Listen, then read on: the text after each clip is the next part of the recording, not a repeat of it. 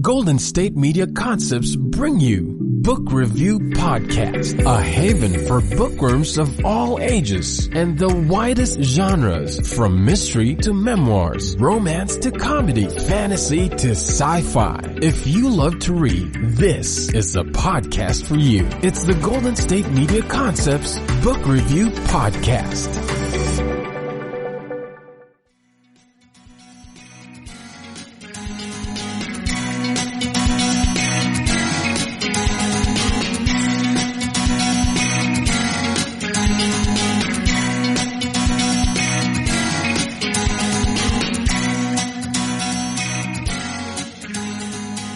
Hello and welcome to the GSMC Book Review Podcast, brought to you by the GSMC Podcast Network.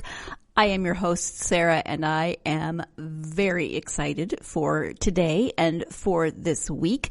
I had two really fun but very different authors join me over the weekend to talk about their books. And so you'll get one today and one on Friday, and I hope that you enjoy them because I thought they were a lot of fun. Today I am joined all the way from England. He didn't come here. It was, that I made that seem way more impressive than it was. Denis Shaunessy is the author that I am speaking with in today's interview, and his book is called The Awful Truth About the Sushing Prize, subtitled When Idiots Fight Crime. That should tell you something. It's actually by Marco Ocram, according to the book, which you might notice is a palindrome, but it is written by Denis as Marco. And here is the description. Should I tell him about Sushing or play dumb? Sticking in my comfort zone, I played dumb. Writer Marco Ocram has a secret superpower. Whatever he writes actually happens, there and then. Hoping to win the $1 million Sushing Prize, he uses his powers to write a true crime thriller, quickly discovering a freakish murder. But Marco has a major problem. He's a total dumbass who can't see beyond his next sentence. Losing control of his plot and his characters and breaking all of the rules of fiction, Marco writes himself into every kind of trouble until only the world's most incredible ending can save his bacon. Now, if that description does not intrigue you, I don't know what to tell you. This is definitely one of the more unique books that I have read because, the author is writing it, of course, but the author is aware that he is writing it. And Denis talks about how he set out to write a book that kind of broke all of the rules of writing. And so Marco, there's not really that fourth wall, like they talk about in television or acting, but whatever it's called in writing, Marco breaks it. He is, you're reading along like a normal book for a sentence or two, and then you realize, oh wait, Marco is actually writing this and he's telling me how he's writing it, and he's rewriting it, or he's figuring out how he's going to insert some sort of plot twist so that it's more interesting. I joked on Twitter, and I say this in the interview, that it was melting my brain. I meant that in a good way, because it's just not your typical kind of book. It's so weird to be reading it and have Marco be writing it as you're reading it. If that makes any sense. It probably makes no sense. You know what? We should probably turn to the interview with Denis because he can explain it so much better than I can. Again, the book is called The Awful Truth About the Sushing Prize. It is written by Marco Ocram or Denis Shaunessy, depending on how you want to look at it. And I do have copies of this book to give away. You definitely want to stay tuned to find out how you can enter to win a copy of this book. So stay tuned until the end of the podcast, and we'll talk about that. Let's go ahead and turn now to my interview with Denis. And actually, I do want to say something about the recording of this interview. We had a lot of not technical difficulties, but sound quality issues during the interview, and I thought it was because it was international, and I thought maybe it sounded to me when Denis was speaking that it was really jerky and bumpy and he was speaking, so I thought maybe it was on his end, and we tried various things, and then I was resigning myself to having to do a lot of editing. Turns out that it was on my end, and Denis's portions of the interview sound great. mine get a little choppy here and there. I apologize for that. I did not want to re-record my questions because there is some, dialogue that happens and it's hard to edit around that. At least it is for me. So, Dennis, I apologize to you for thinking it was you on your end, your technology and the storm that you were having. I was blaming the storm. Turns out it was, I don't even know, California spring. I really can't tell you. Enough of me. Let's turn now to the interview with Denis Shaunessy, also known as Marco Ocram. Hi, Denis. Welcome to the podcast. Sarah, hi to you too. Can I just say I am honored to be here. This is the highlight of my literary life. Well, I am thrilled to have you here. And we are here to talk about the book, The Awful Truth About is it Sushing? Well, that's a very good question. I think of it as Sushing, but most people I speak to call it Sushing. And of course, it's entirely down to the reader. The author has no say in these matters, Sarah. Okay, so The Awful Truth About the Sushing Prize. I will go with your pronunciation. Before we get to that, though, if you could start by sharing a little bit about yourself, that would be great. Sarah, well, the last thing I want is for your listeners to think me aloof and unapproachable. So I think it's probably best if we skip over certain things about me. So we probably don't want to mention my vast intellect, my comprehensive knowledge of literary matters, my tremendous charisma, my film star good looks. I think we shouldn't mention any of those things. But your amazing humbleness, we should definitely throw in there. Sarah, you've got it. You've got it in one. That's the main aspect I think we should focus on today. So by background, I'm one of 8 kids. I grew up in a working class outskirt of Liverpool in the sort of northwest of the UK. My background is utterly unremarkable, I would say. I've always wanted to write. I write in the way that people might scratch an itch. It's a compulsive thing for me. And I am also, by nature, I would say, instinctively iconoclastic. And I think that might show itself in some of my writing. Okay. Thank you for that. Now, this is an interesting interview because The Awful Truth About the Sushing Prize, the author listed is Marco Ocram, which is a palindrome. Talk about writing as Marco or how that works. Okay. So the way the book came about, Sarah, is that I'd always wanted to write something that was different. I'd seen so much and I'd read so much advice on the internet and elsewhere about how to write books. And all of that advice seemed to me to be encouraging people to write in the same kind of way. And the iconoclast in me wanted to do something utterly different. So I had a stab at writing a book that deliberately broke all the rules. I set out to write a book that was the world's most awful book, if you like. And I invented this character called Marco Ocram, and I wrote as Marco Ocram, who was this incompetent author. And the premise was that Marco had been coached by this Svengali figure called Herbert Quarry to write the first thing that came into his head. So Herbert wanted Marco to write in the way that Jackson Pollock painted, to write instinctively, never to plan ahead. Whatever came into his head next was what he had to write. And that's the way in which I created the book.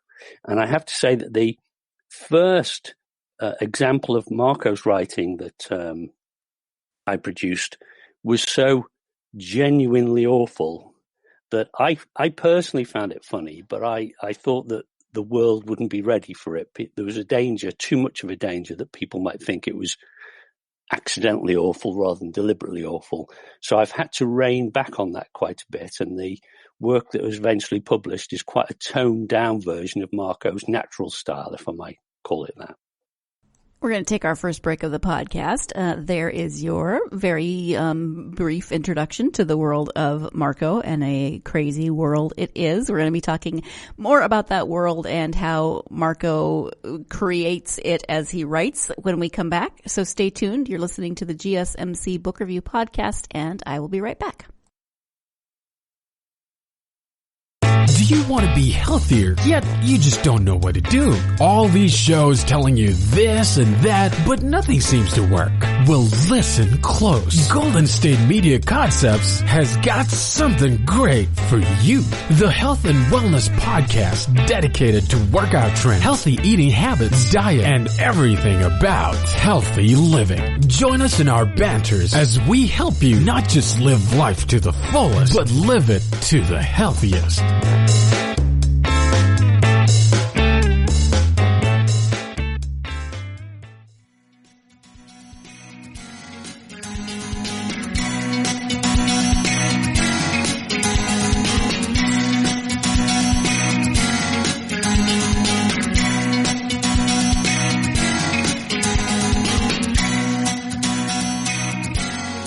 Welcome back to the GSMC Book Review Podcast. We are speaking about the awful truth about the Sushing Prize. Let's go ahead and get back to that interview.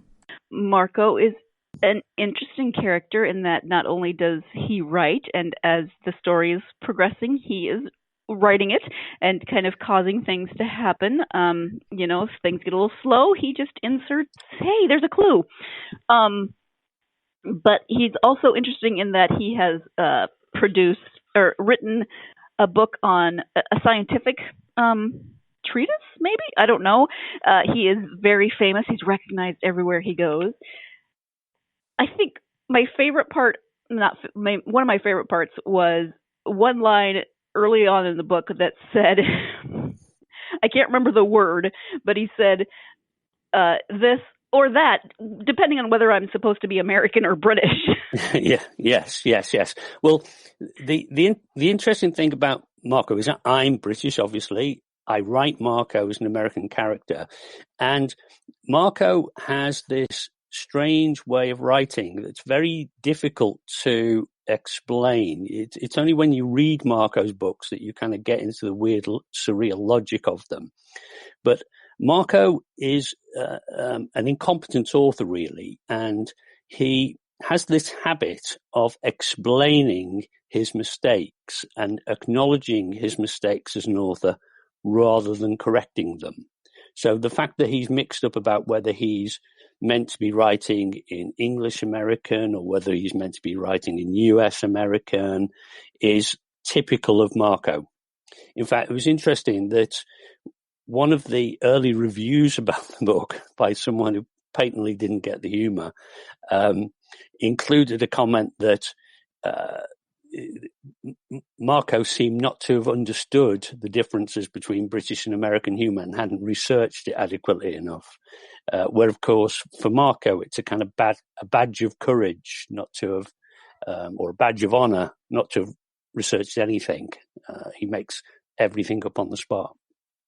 Right, which makes me happy because you get plenty of British slang. I love the word squidgy. We don't use that enough here. I learned a new one, which was poodling. You used the word poodling at some point in there. They were driving, they were poodling along. Never used that one before. Well, Marco's an inveterate pootler. I think he pootles not only in his car, but I think he pootles mentally through the book as well, if I'm honest. Okay. So what was your inspiration for this story in particular, The Awful Truth About the Sushing Prize? And the subtitle is great, When Idiots Fight Crime. Well, I think I've always been interested in the idea of the articulate idiot in literature. I think some good examples of that would be, you know about Bertie Wooster in the P.G. Wodehouse books, where Bertie is very good at articulating what's going around him, but totally at a loss in terms of understanding it or being able to control it. And that seemed to me to be a characteristic that was full of comic potential. So I wanted to write about somebody like that. And indeed, I'd developed a character called Pippa Marsh initially, who was this idiotic literary agent who was a complete lunatic and got herself into all kinds of trouble. And I shelved Pippa and found myself reading a book by Joel Dicker called The Truth About the Harry Kubert Affair. And I decided to try and spoof it. And it was really that led through to the Sushing Prize ultimately. I wrote this 50,000 word prototype, I guess you would call it. It was very experimental. And when I got to the end of it, I realized that actually I'd come up with something that had a reasonable amount of promise, but was very rough and ready and maybe a little bit too avant-garde. So I toned it down a bit and came up with what was logically the sequel, the Sushing Prize. And it was only really as I moved from the prototype to the Sushing Prize that I actually put my finger on what makes Marco's writing different.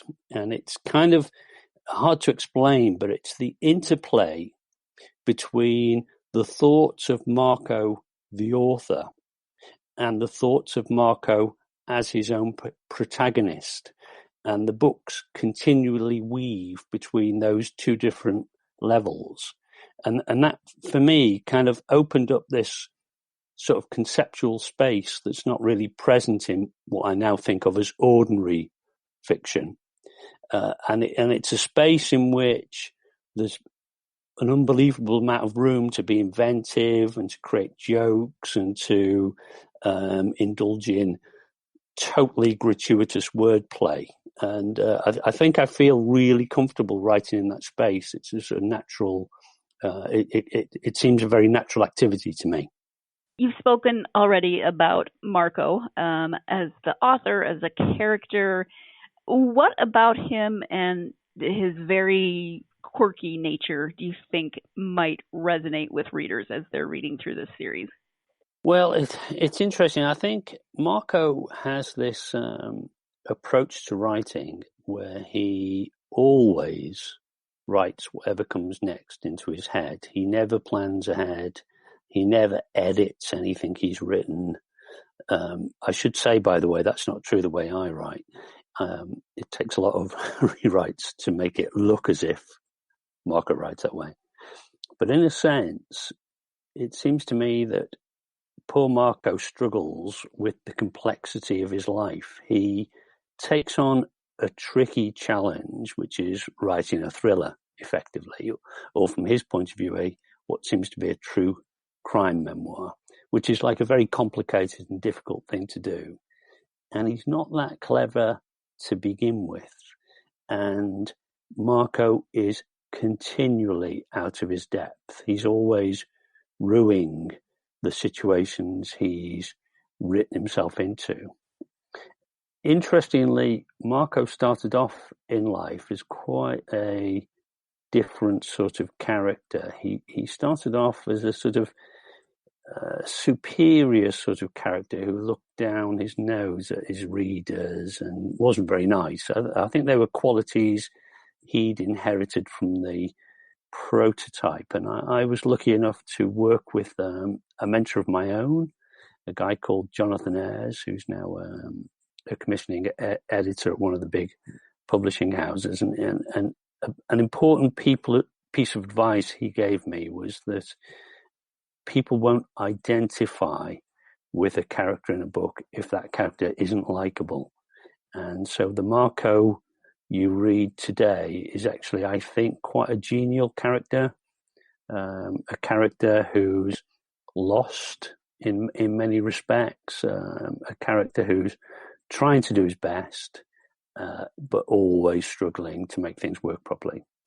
Yeah, he is really quite a lovable doofus, if I can say that. Yeah, I think there's a lot, Sarah, that you can learn about Marco from the very first line of the book. Would it be too much for me to quote that to you? No, go ahead. I'm quoting from memory, so if I get this wrong, I don't want millions of letters from listeners pointing out the mistakes. But the first sentence goes something like this. He says, I was tweeting upon #postmodernism and wondering why no one else was, when Doris Day sang Que Sera Sera in the pocket of my anorak. That was perfect. And there are several things you can figure out from that. The fact that he's tweeting about postmodernism means that Marco is a wannabe intellectual. You know, he wants to be up there with all of the sort of intellectual figures in the literary world. And the fact that he can't figure out why no one else is tweeting about it is really a symptom that Marco doesn't understand the world. He doesn't understand social media. He doesn't understand that what people really want to do is, you know, swap pictures about their cats and so on. Nobody really is interested in things like postmodernism. So Marco's kind of lost in the world. He doesn't understand it. The fact that he has a Doris Day ringtone and he wears an anorak is typical of Marco. He has absolutely no sense of style. He doesn't realize how unfashionable he is. And of course, the fact that his Doris Day ringtone is Que Sera Sera, whatever will be, that's Marco again. It's, you know, he writes the first thing that comes into his head. He has absolutely no control over what happens in the book. He has absolutely no control over any of his characters. You know, almost page by page, chapter by chapter, whatever he writes next is a continuing source of surprise, confusion, and bewilderment to him. And in a sense, it struck me. I didn't think about this consciously at the time, Sarah, but having written like that, it struck me that Marco's approach to writing is very much a metaphor for life. Because life's not like a book that you can plot out and you can edit and erase and improve. Life happens to us all in real time, and we have to go along with the decisions we make. And so, in a sense, Marco's this kind of everyman figure who's doing his best but struggling, you know, doing his best but failing to keep on top of everything that life is throwing at him. Well, I don't know about you, but I tweet about postmodernism on a daily basis, you know, at least 5 times before breakfast. I'm going to go tweet about it right now while we take a break. So stay tuned. You're listening to the GSMC Book Review Podcast, and I'll be right back. Tired of searching the vast jungle of podcasts? Now listen close and hear this out. There's a podcast network that covers just about everything that you've been searching. Hey! The Golden State Media Concepts Podcast Network is here. Nothing less than a podcast bliss with endless hours of podcast coverage. From news, sports, music, fashion, cooking, entertainment, fantasy, football, and so much more. So stop lurking around and go straight out to the Golden State Media Concepts Podcast Network. Guaranteed to fill that podcast itch. Whatever it may be. Visit us at www.gsmcpodcast.com. Follow us on Facebook and Twitter, and download us on iTunes, SoundCloud, and Google Play.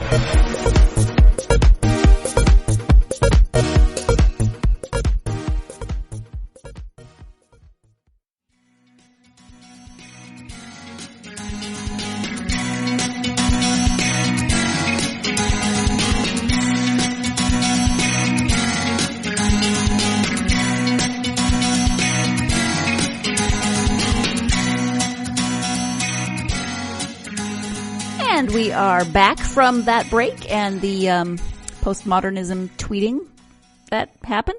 Sure. Yeah, let's go with that. No, instead, let's return to the interview with Denis. We are going to talk about an interesting character in the form of Marco's mother. Can you talk a little bit about his Bronx mom, whom he always refers to as my Bronx mom?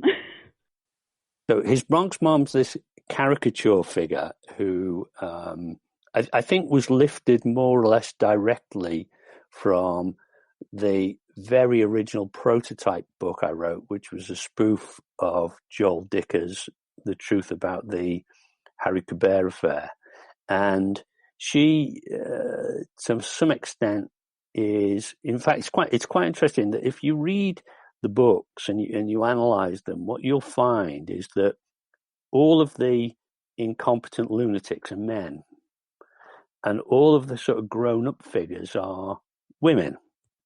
And it's, I guess that harks back to my childhood. You know, I was one of 8 kids. My dad died when I was very young. I don't really remember my dad. And I had 6 sisters, 4 of whom were older than me. And I was kind of brought up in a house by women. And so to me, I don't think I have a kind of sexist bone in my body, really. To me, women have always represented people older, wiser, and cleverer than me. And I suppose there's, even though Marco's Bronx mom is this clown-like figure and very unrealistic, she represents a continual voice of authority in Marco's life. She's forever trying to pair up Marco off with any of her friends' daughters. You know, she wants Marco to settle down and have kids, and Marco's literary endeavors are of absolutely no interest to her whatsoever. She's I just love how she's just kind of thrown in. You know, I mean, her face is picked out in gems on his bespoke watch. You know, I think her face is on the lining of his car. I mean, she's just everywhere in very random sort of ways. She's like a very, very important figure in Marco's subconscious life. But she doesn't figure prominently in the book itself. You know, she appears at certain intervals. I think most her most dramatic appearance, funnily enough, is one in which she doesn't actually say anything. There's the scene where Marco's in a garage at night, hiding from some real baddie types who might do him an enormous amount of damage if they were to find he was there. And Marco's hiding behind a rubber dinghy. And as at the extreme moment of suspense, when he's just hoping that his presence isn't going to be detected, Doris Day sings "Que Sera, Sera" again in the pocket of his anorak, and it's his Bronx mom ringing him up, you know. And I think that's typical of Marco, that his mum interferes in his life in ways that he has no control over, and always means something very important, either very good or very bad to him. There is a commercial here in the States. It's been a few months, but the mom calls the son, and he seems to be on some sort of mission as a spy or something, and she's just chatting about the squirrels and her husband and, you know, this and that, and she's like, "Where are you? It's very noisy." Kind of how I picture. Okay. Yes. That would be exactly right. Yes. Yeah. In fact, it's interesting how you picture it, because the book is deliberately vague about more or less everything. You know, I don't know if you were aware of it consciously, but the book doesn't describe anybody really. Como, who's Marco's main character, is described as a giant black policeman. You know, Como's like 7 foot tall, 400 pounds. But you only get sketchy descriptions of everything. And what I find interesting is, having spoken to readers about that, they tell me that the sketchy nature of the descriptions either forces them or encourages them to imagine a lot for themselves. And I find it interesting to ask readers questions like, what do you imagine Marco looks like? How old do you imagine him to be? Because none of that detail is supplied to you as the reader. You carry the burden of of filling in all of those descriptive gaps about the characters, about the locations, and so on.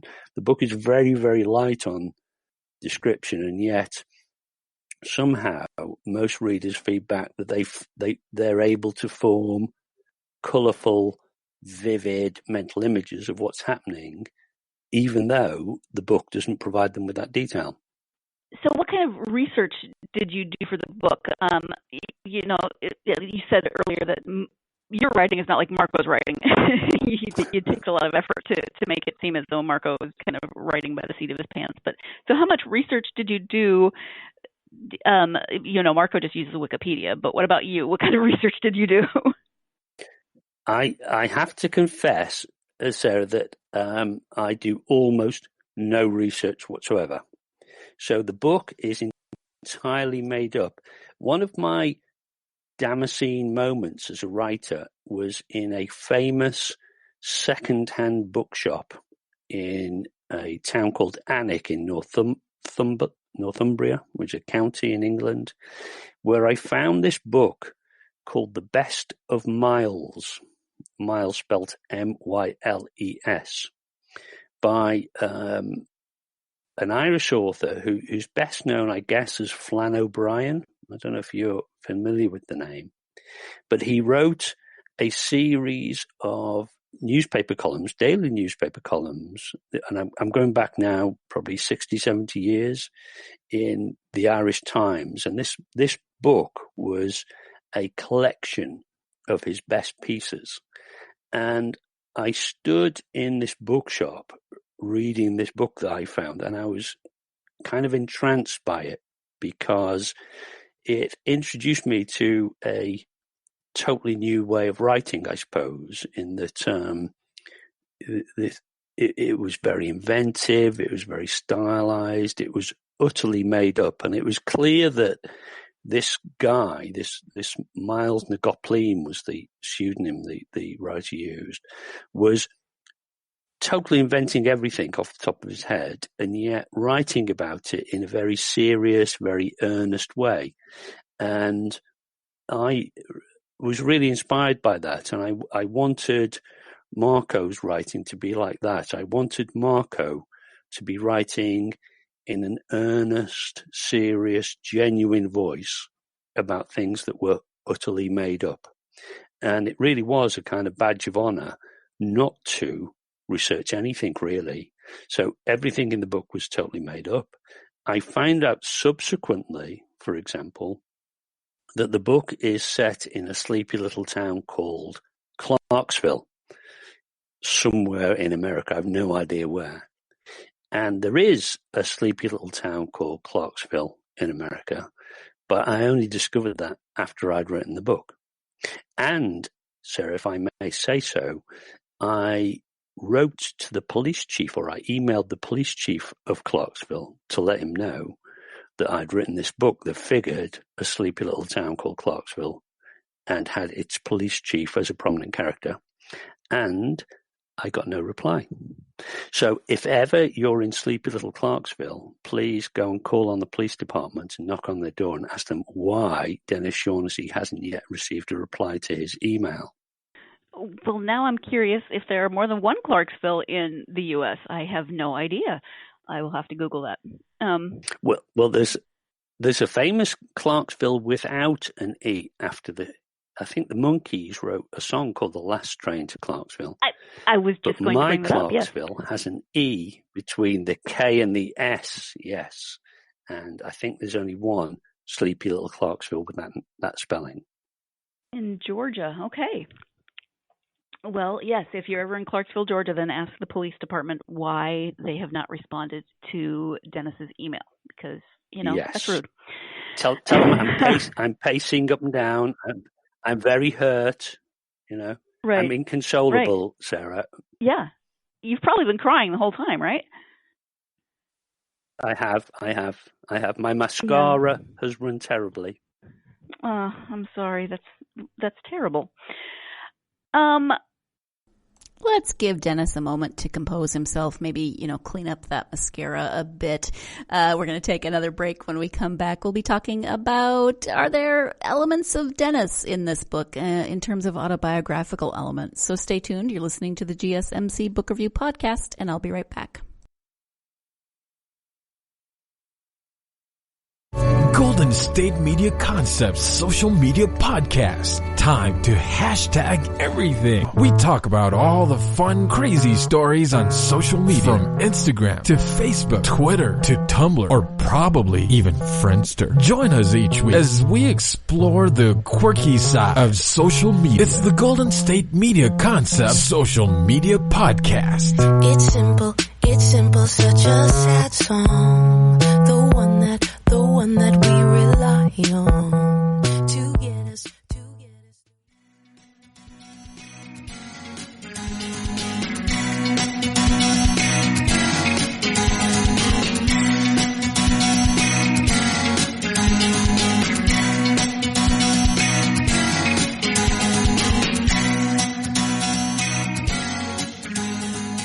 Welcome back to my interview with author Denis Shaunessy about his book, The Awful Truth About the Sushing Prize. Let's go ahead and get back to that interview. Autobiographical elements. How much of you would you say is in the book, if any, or in Marco? Sarah, you've read the book. You must know that for anybody to confess to any of that being autobiographical would be, the cause of their eternal shame. But I can there are a few tiny bits. Marco is a physicist. I have like Marco, I have a PhD in theoretical physics. Mine's in quantum theory. His, or so he claims, is in to do with particle physics, but I wouldn't trust a word Marco says. The only other element in the book that I think is autobiographical is, do you remember the scene in which Marco is wearing his Tom Cruise face mask to try to elicit some information about out of a beautiful woman who's a big Tom Cruise fan? Do you remember that bit? Mm-hmm. Have you done that? And, I haven't worn the Tom Cruise mask to elicit information about a big international conspiracy out of a beautiful woman. No, I confess I haven't done that. I confess, Sarah, you might find this hard to believe, but that was made up.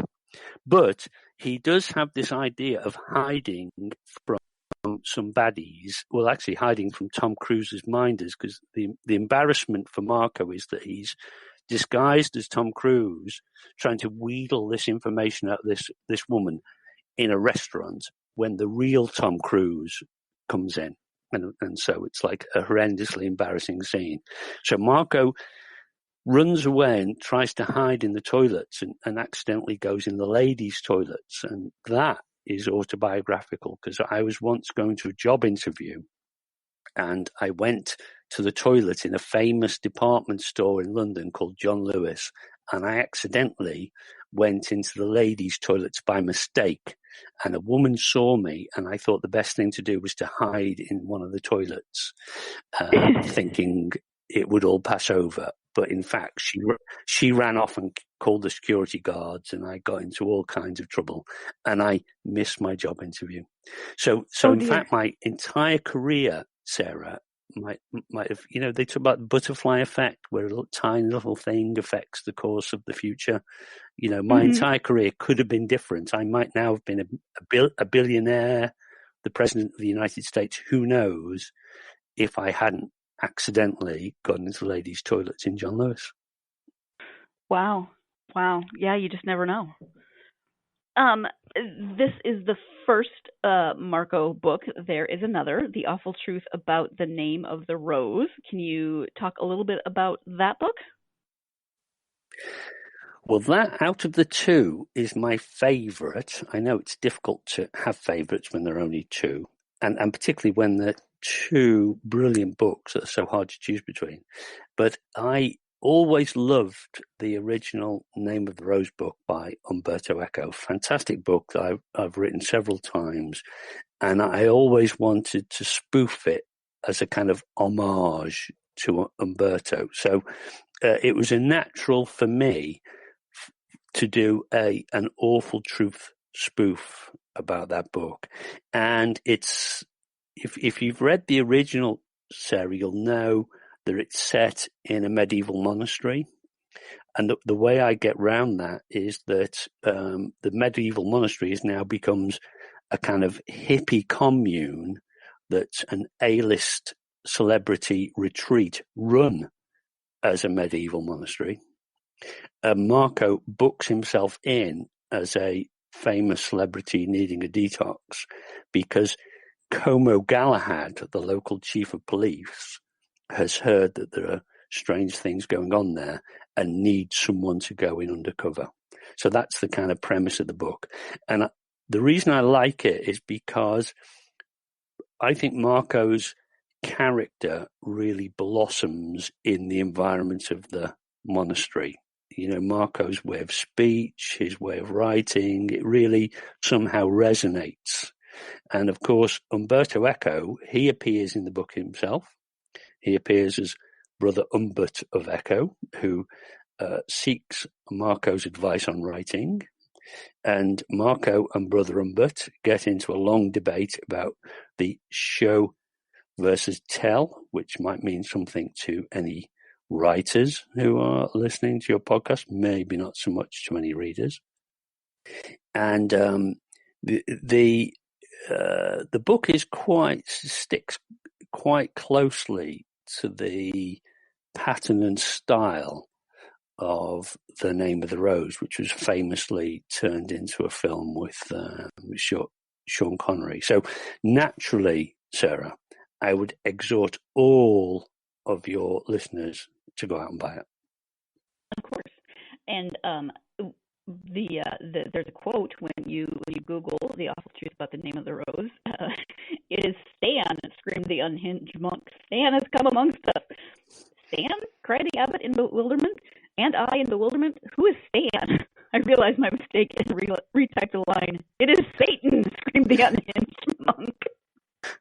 Well, that is Sarah, I think that is an absolutely classic Ockramism. So that is Marco to a T. It indicates this interplay between the voice of Marco the author and the voice of Marco the character, you know, and the scope there is for funny wordplay between those two different points of view. It is an absolute Marco classic. I have a friend named Stan, and I think he would appreciate that line. Do you have a certain number of awful books in mind for this series, or are you just going to keep writing as long as Marco keeps talking to you?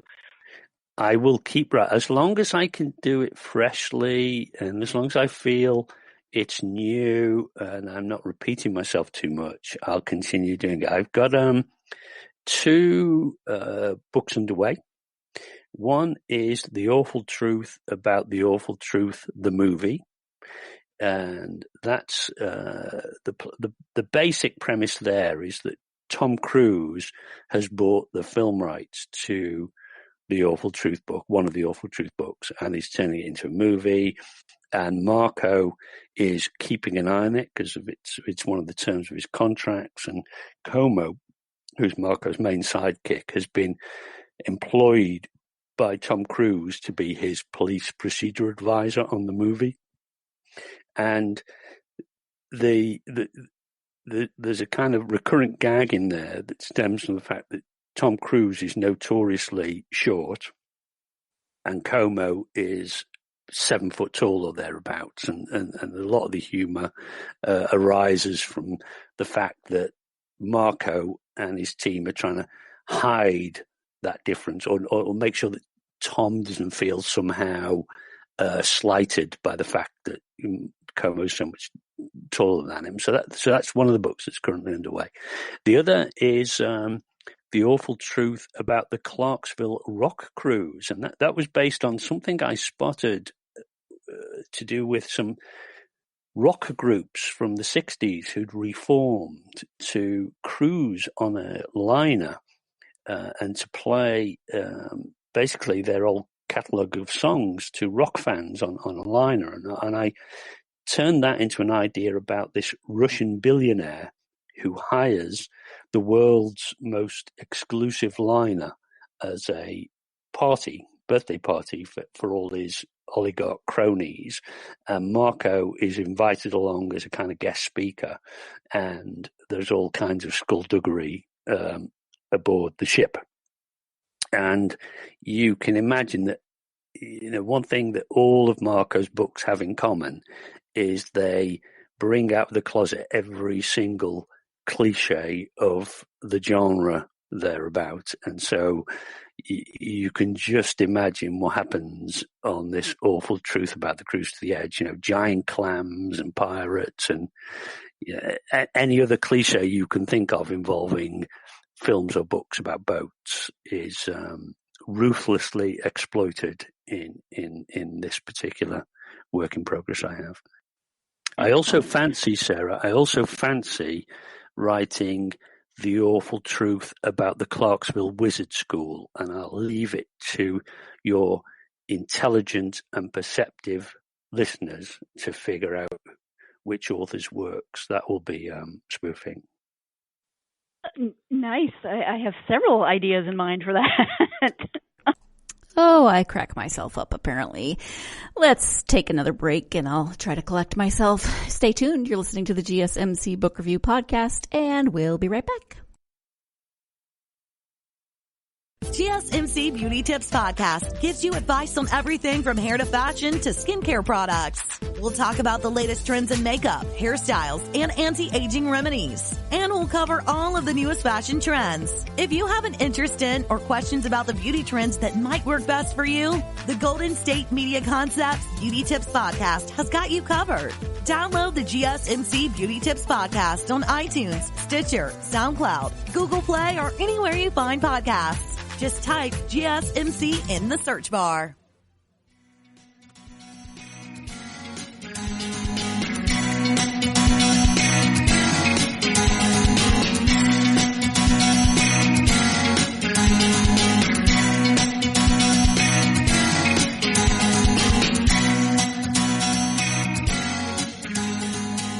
Welcome back to the GSMC Book Review Podcast and my interview with author Denis Shaunessy about his Awful Truth series. The covers are great. Who designs your covers? Because there is Marco with it's the same Marco. He's just wearing jeans and a jacket in one and a monk's robe on the other.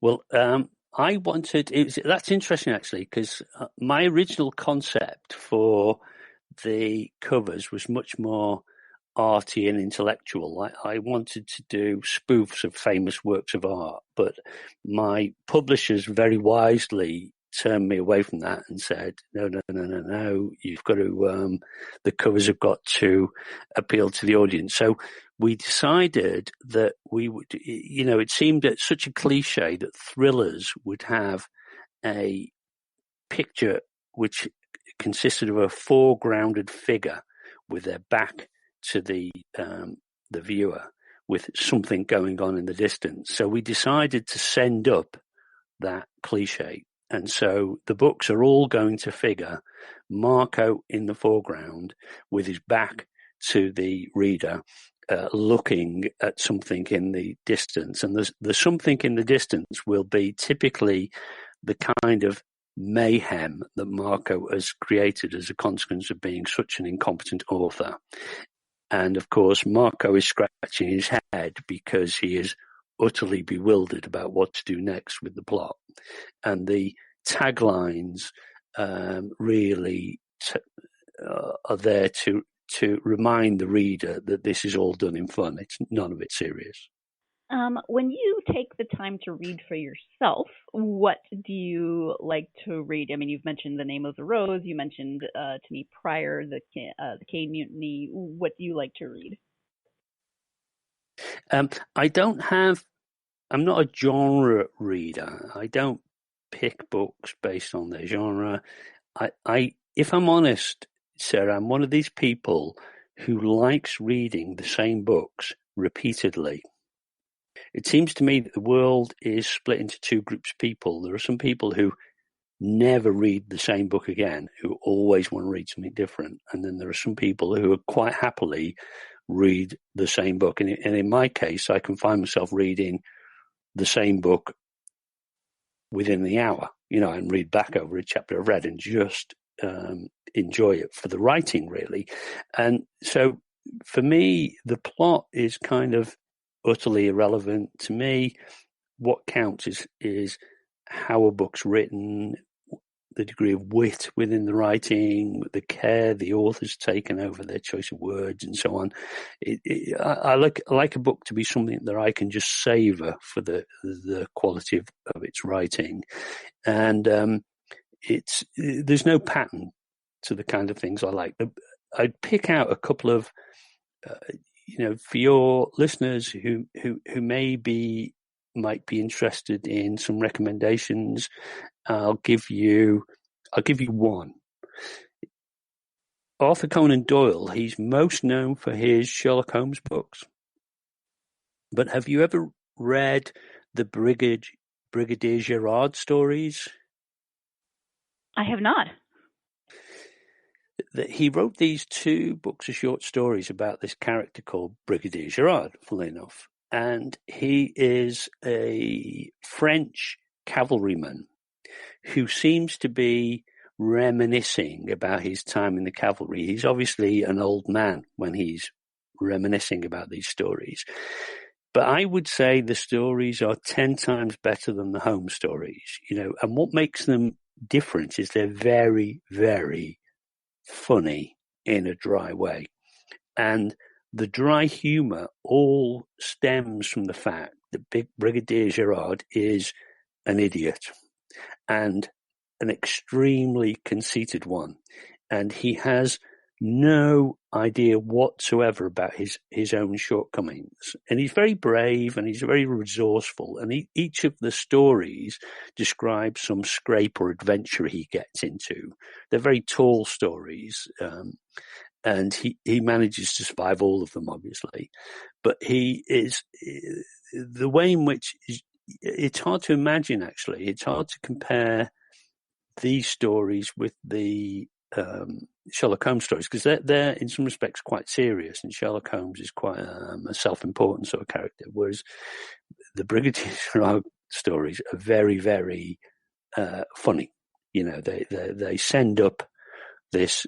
He's a bit of a buffoon, a self-important, inflated buffoon, but they're beautifully, beautifully written. The stories themselves are very, very inventive, and the underlying wit and humor is, I found it really mind-blowing when I first read it. That sounds really, really interesting. It kind of reminds me of the Pink Panther series, the movies, just, the French guy, kind of inflated self of importance, not very smart. Yes. So that sounds really fun. Do you have advice for aspiring authors? It's very, very, very, very, very, very, very difficult for me with a straight face to try and advise anybody about anything, because I am an author that deliberately tries to write books that break every single rule. So for me to then give somebody advice, to give somebody a guideline, to expect them to follow a guideline, seems to me to be ultra hypocritical. But I suppose I'd have maybe 3 very high level bits of advice. I think the first is to understand the technicalities of writing. What I mean by that is just get yourself either a book or, look on Wikipedia about grammar, punctuation, syntax, just learn the basics. I think it's utterly, utterly unforgivable not to do that, given the effort involved is absolutely tiny. In a few hours reading, you can figure all the important things out. So that's the first piece of advice. It's like, imagine, Sarah, if you went to the cinema, okay, and you watched a movie, you'd expect a number of basic things to be right. You'd expect the shots to be in focus. You'd expect that the cameraman's thumb wouldn't protrude over the lens. You'd expect that they wouldn't accidentally cut the heads off the people they were filming. You'd expect it not to be really, really jittery and so on. So there'd be like certain basic technical things that you would expect the movie producer to get, or movie director to get right. And I think it's the same with books. There's a certain degree of technical proficiency that you must get right in order to produce something that you can expect someone to pay for. So I think that's the first thing. What's the second thing? Well, you're going to have to wait until we are done with this last break of the podcast to find out what that is. Yes, we are going to break on a cliffhanger. Stay tuned. You're listening to the GSMC Book Review Podcast, and I'll be right back. Still on the search of that one true love? On the limbo in this crazy world of dating, marriage, relationships? Well, listen to the Golden State Media Concepts Relationship Podcast, your one-stop podcast for everything about relationships.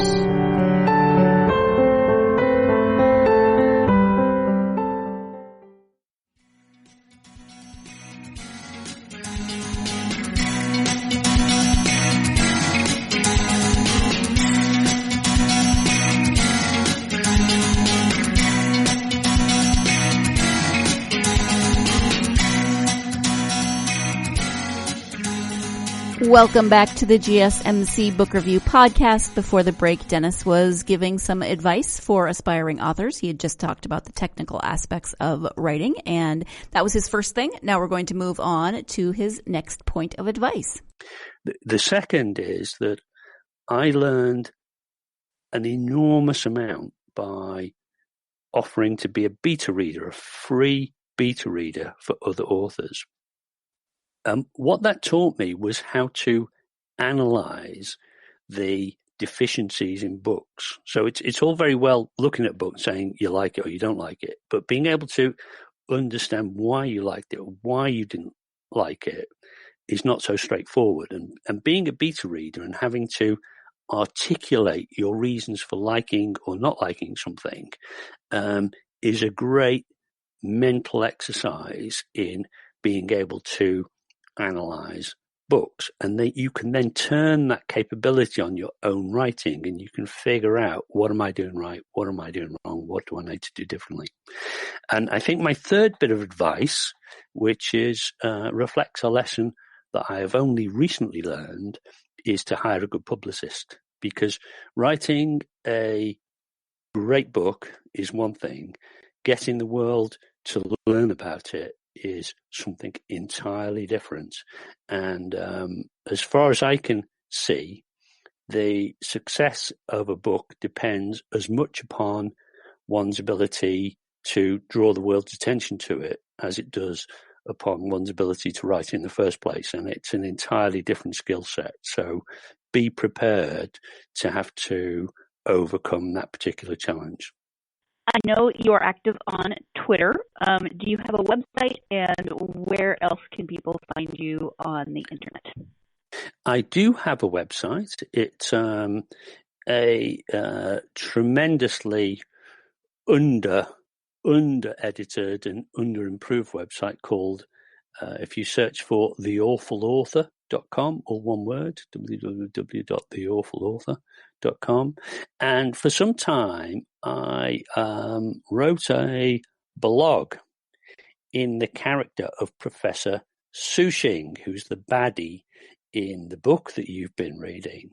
And that blog, I suppose, figured a style of writing that I really enjoy personally, which is idiocy written in a very serious tone of voice. There's something about that resonates with my mentality. I like to see crazy things written about in a very earnest and solemn way, and that's the Professor Sushing blog is my attempt at doing that. And I can't even remember what the URL is, but I can tell your listeners that the way to find it, if they're desperate to find it, is to simply Google the term didactic gradualism. And if they were to Google that term, almost the only website they will find will be Professor Sushing's blog, Didactic Gradualism. Wow. That is not a phrase that I had ever really thought of Googling before. So, Dennis, we have talked about a lot of different topics, and it has been a lot of fun. Is there anything, though, that we have not covered that you wanted to talk about in terms of Marco or the books or writing in general? Not really, Sarah. It's been a huge honor. I hoped we would make this the most unusual literary podcast known to mankind. If we haven't managed to do that, then let's at least hope it's the most unusual literary podcast about Marco Ocram known to mankind. That might be a slightly easier target to hit. But I've really, really enjoyed it. I have as well, and your writing is hilarious. It's I joked on Twitter that it was melting my brain just because there's it's not your typical book, and it definitely draws you in, and you have to kind of keep paying attention because Marco does not write like most people. No, it's interesting. One of the very nice reviews I had, Marco's attracted some very mixed reviews, and I'm not surprised by that because my mentor, the chap I mentioned earlier, Jonathan Ayres, the best bit of advice he gave me, he says, don't write a beige book. And what he meant was, don't write something bland that everybody's going to find okay. Write something different. And so I wrote this book, and I knew when I wrote it that there was a chance that some people would be absolutely either horrified by it or just wouldn't get it at all. And so the book's received quite an interesting mix of reviews from some people who say it's the most awful thing they've ever seen in life. But one of the nice ones was a guy who said that the book was marbled with little clever things all the way through it. And I did set myself a target when I wrote it. I said in every single paragraph, I want there either to be an explicit joke or an unexpected plot twist or a bit of wordplay or really clever turn of phrase or so on. So although the premise is that Marco's just writing this in free form, utterly off the top of the head on the basis of the first thing that comes into his head, it actually takes an enormous amount of polishing. There are some little jokes that when I read them back now, probably 9 readers out of 10 won't even notice them. But I can remember spending hours trying to exactly figure out how to get the joke to work, how to craft the words, how to get the word order right, which words to use. So there's a huge amount of polishing that goes into making it look like an idiot's written it. And I in terms of inspiration and so on, I think one of the things that springs to mind and makes me smile is, have you ever watched the Naked Gun films?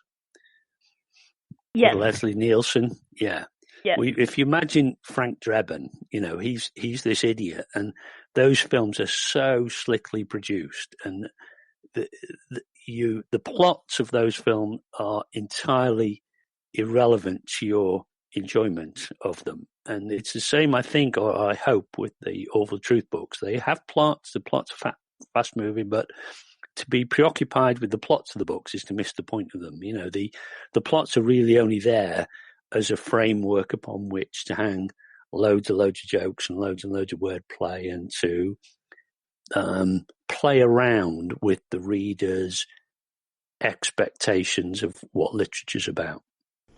Dennis, I have had so much fun chatting with you about your books. Thank you so much for joining me. There's an 8-hour time difference between us, so I appreciate you, taking time out of what is your evening in England and my morning on the West Coast here in California. So thank you so very much. Sarah, it has been an absolute privilege for me to be interviewed by the world's top podcast supremo. I've enjoyed it enormously, and I'm very humbled that you have taken the trouble to read one of Marco's books, and I'm also very impressed that you've survived it without any kind of psychological counselling, or, as far as I know, without having to resort to drugs or any other kind of therapy. So I'm in therapy, but, it's okay. Well, thank you very much indeed, Sarah. Thank you once again to Denis for writing what is a very, very strange book, but also doing a really fun interview with me over the weekend. I hope I didn't giggle too much to make everyone annoyed with the giggling, but I just had so much fun, and he was cracking me up. So you know how I always have a slight author crush after an interview, and that's definitely the case here. Don't freak out, Denis. It doesn't mean anything. I'm not going to, move to England and stalk you. It's just you're now my imaginary book friend until the next interview when Brenda will be my imaginary book friend. It happens every time. I'm fickle that way. So thank you, Denis, for joining me. Thank you, you readers, as always. I so very much appreciate you. And as part of that appreciation, I have giveaways, as you know, and I have I have copies, of The Awful Truth About the Sushing Prize to give away. So if you are interested in reading this very strange, very funny book, all you have to do is go to GSMC Book Review, Facebook, Twitter, or Instagram, and comment on this post. It'll be episode 214, interview with Denis Shaunessy. And in that comment, tell me your favorite typo, like one word that changes, one letter that changes Satan to Stan, something that you've read or you have done yourself, whatever that might be. Let me know in the comments, and you will be automatically entered to win a copy of this amazingly funny book. As always, if you are a fan of this podcast, please do subscribe and give us a nice review, whether that's starred or 5 stars would be great, or written. I would greatly appreciate it. And if you go to social media to enter the giveaway, follow us there as well, and like our posts and retweet them or share them or do whatever it is that makes social media go round in the world of the internet. I greatly appreciate it. Thank you to Denis. Thank you as always to you. I hope you're having a wonderful week. Please join me again on Friday when I will be interviewing author Brenda Marie Smith about her apocalyptic thriller, If Darkness Takes Us. Again, very different from today's interview, but also a lot of fun, if that makes sense. I mean, I just said it's an apocalyptic thriller, and then I said the interview's fun, but it is. So you'll have to tune in to find out why that is. Hope you're having a great week. I already said that, but I still hope you're having a great week. And I hope that week involves plenty of time to get yourself lost in a good book. You've been listening to the Golden State Media Concepts Book Review Podcast, part of the Golden State Media Concepts Podcast Network. You can find this show and others like it at www.gsmcpodcast.com. Download our podcast on iTunes, Stitcher, SoundCloud, and Google Play. Just type in GSMC to find all the shows from the Golden State Media Concepts Podcast Network, from movies to music, from sports to entertainment, and even weird news. You can also follow us on Twitter and on Facebook. Thank you, and we hope you have enjoyed today's program.